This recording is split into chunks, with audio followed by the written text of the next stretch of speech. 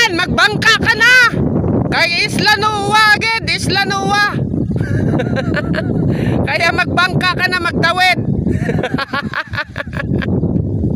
Isla Nuwa, kaya ayan. So guys, amo naman inisip ko ang sitwasyon dito sa Nuwa. Ito yung kasino dito. At ito na naman yung dagat. O, ayan na. Dagat na at palayan. Pilapil na lang yung pagitan.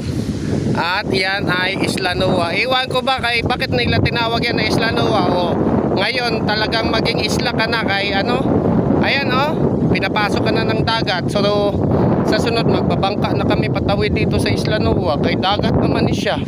O, ayan, dagat na. Hindi yan baha, kundi tubig alat galing sa dagat. Ayan ito pala yan. Sabi nakapasok daw dito kanina ang tubig. Iwan ko lang. Kasi ito tabang sinarado ko. Pag mamaya mag low tide, bukas na naman yan para makahinga naman itong palay ko. Ay ganyan yung trabaho ko dito. Umaga, buka, sa hapon sara. Pagdating sa umaga, bukas, sa umaga, sa hapon magbubukas. Pagdating sa umaga, alas 8 ay magsasara na. Ayan, tambak-tambak na naman dyan. Tambak-tambak. Ayan pero pinapasok pa rin. Malapit nang umapaw. Sinarahan ko na yung irrigation kaya para hindi tumuloy doon sa ibang palayan ko. Ayan, umaapaw pa talaga. Grabe. Ay, ano na ba ito? Sus, tama na yun ang high tide. Mag low tide ka na, oy.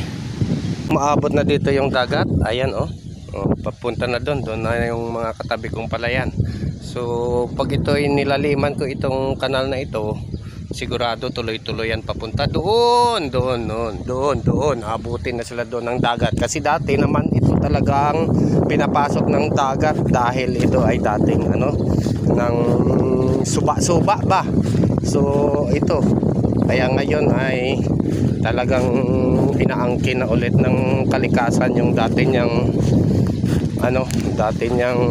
natural na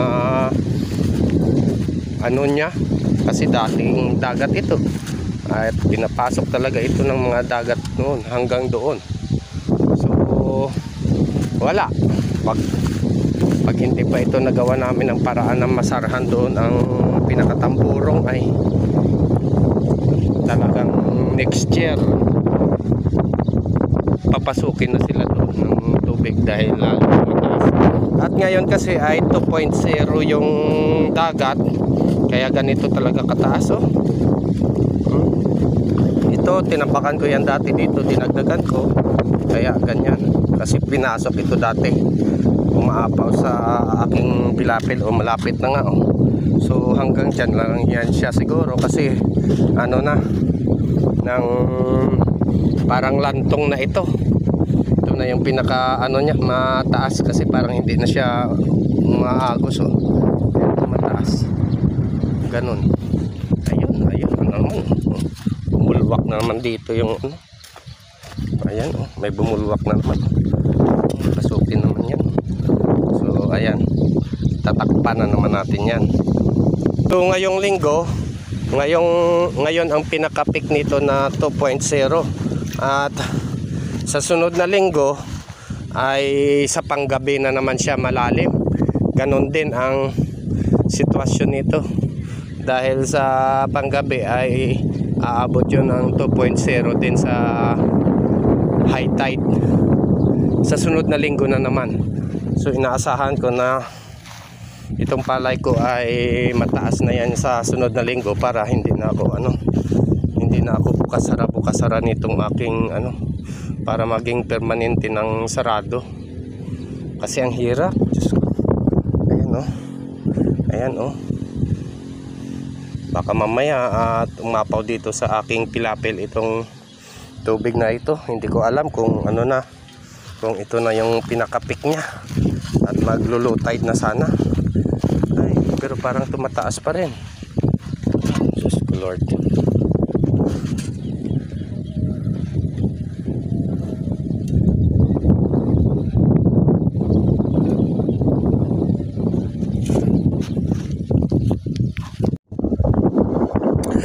Kaya gusto ko magkaanting-anting kaya para magawan ko ng paraan ito, masolusyonan ko itong aking balayan. Kaya gusto kong maharang itong tubig dagat na ito na hindi papasok sa balayan ko. Kaya ang anting-anting ng saging, nasaan ka na? Ang niluto ko doon. Hindi pa naluto. Kasi andito na ako, nag-aantay. Ang first defense ko ay inabot na. Second defense ko na lang ito. Ay nako, Diyos ko Lord. Inabot na talaga ang first defense ko. So hinarangan ko yan dyan. Kaya para sabi ko, hindi basta-basta mabilwa to yung aking dito. Pinagtakip. Ayan, ang taga Isla Nua. Ayan, magbangka ka na! Kay Isla Nua, agad, Isla Nua. Kaya magbangka ka na, magtawid. Isla Nua. Kaya ayan, pinapabangka ko na sila magtawid dito. Kaysa susunod dagat na yan lahat.